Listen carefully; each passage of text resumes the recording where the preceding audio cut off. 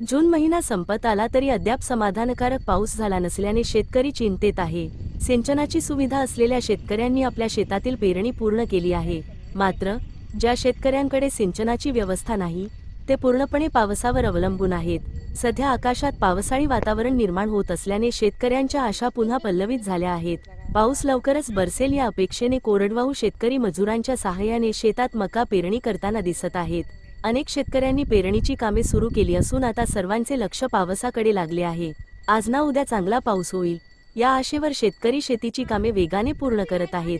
दरम्यान पावसाला जवळपास 1 महिन्याचा विलंब झाल्याने पेरणी उशिरा होत आहे. याचा परिणाम पुढील संपूर्ण हंगामावर होण्याची शक्यता व्यक्त केली जात असून शेतकऱ्यांमध्ये चिंतेचे वातावरण निर्माण झाले आहे. आता मकाची पेरणी चालू आहे. पाऊस नाही. पावसाची आतुरतेने वाट पाहत आहे. पावसामुळे नाराज आहे शेतकरी. पाणी पाहिजे भरपूर आणि सगळ्यांची पेरणी झाली. जवळजवळ 75% पेरणी झाली. सगळे शेतकरी चिंतातूर, पावसामुळे चिंतातूर आहेत. पाऊस उशिरा म्हणजे पाऊस नाही त्यामुळे काय पेरणीलाही उशीर झाला आणि बाकीच्या शेतकऱ्यांनी पेरलं नाही. बाकीच्या शेतकऱ्यांनी पेरून टाकलं. अडचणीमुळे शेतकरी विचारात पडता ना. बरोबर. हां, ज्याच्या घरच्या पैसा आहे, गाई जोडी आहे, कोणाचं ट्रॅक्टर आहे, ते स्वतः पेरून टाकतात. भाड्याची जमीनवाला काय करणार? भाड्याच्या जमीनवाल्याला विचारच करावा लागतो. बरोबर. आता आपण मजुरांच्या साह्याने पेरणी करतोय. मजुरांच्या साह्याने टोकन पद्धतीने पेरणी करतोय. अच्छा.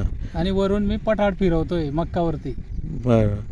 काही जे शेतकरी आहेत ते यंत्रणाच्या साह्याने पेरणी करतात, ट्रॅक्टरच्या साह्याने पेरणी करतात. अच्छा.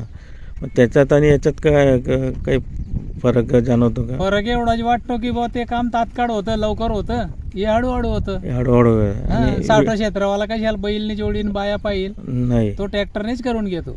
लहान माणूस काय म्हणतो जास्त खर्च होतो बुवा, त्याच्याकरता आपण हे कमी प्रमाणात गरबी करून घेऊ. दादा, यावर्षी आता पाऊस उशीर झालेला आहे, तर पुढचे जे हंगाम आहेत त्यालाही उशीर होईल. पुढच्या हंगामालाही उशीर होईल आणि पावसाला बी उशीर झाला. आणि पाऊस जर पुढे लांबला म्हणजे असा अंदाज सांगतोय पंजाबराव डंक किंवा मागचा जो पावसाळा येणार आहे आपला दिवाळी किंवा दसऱ्यामध्ये, पुण्यामध्ये पाऊस येतो, तो पाऊस भरपूर आहे. पण आज पाऊस नाही आहे. आज पाऊस ही अत्यंत गरज आहे पेरणीवाल्यांना. म्हणजे पावसाची खूप वाट पाहत आहे शेतकरी. पावसाची आतुरतेने वाट पाहत आहे. अच्छा. जशी आई मुलांची वाट पाहते तसं मुलगा आईची वाट पाहतो, तशी परिस्थिती निर्माण झालेली. हो. किती क्षेत्र दादा? हे सगळं क्षेत्र 6 बिघे. 6 बिघे पूर्ण कोरडवाहू मका. हा, कोरडवाहू मका. बाकी तोर लावली आहे. बाकी तोर लावली आहे तिकडे. अच्छा. 2 बिघे तोर आहे. त्याच्यात मूग पेरला आहे. परत खाली तोर आहे, त्याच्यात उडीद पेरला आहे. आणि हे मधलं क्षेत्र पूर्ण मक्काचं आहे. जर पाऊस जर लवकर नाही आला तर मग जे पेरणी केलेलं मग सहसा आता वाया जाणार नाही ते आता. आणि पावसाचा बी अंदाज पाहून शेतकरी काम करताय.